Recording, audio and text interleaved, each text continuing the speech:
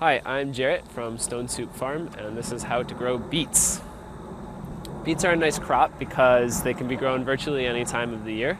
They like well-drained, loose soil, preferably in raised beds. Like plant beets is in rows, and with a common garden seeder like this, if you have one, you put the beet seeds in the hopper there, and a plate inside for beets,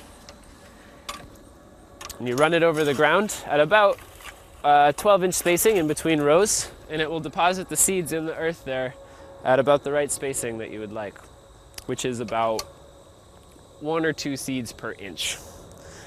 Those rows can be fairly close together. Beets don't mind too much crowding.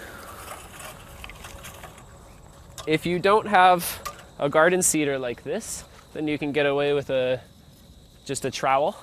And what you would do for that is just create a little furrow like that. You take your beet seed, sprinkle it in there. Again, it's about the same thing, 1 to 3 seeds per inch.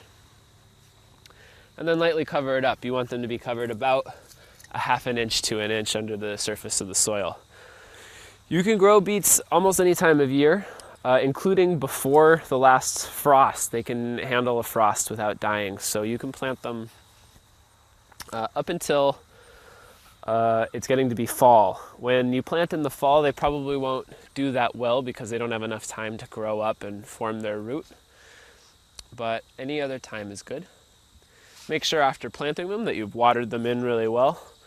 Keep them well watered throughout the season, especially when the plants are getting big and starting to form their bulb at the base.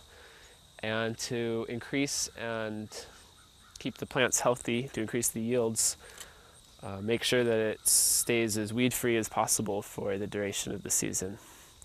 I'm Jarrett from Stone Soup Farm, and that's how you grow beets.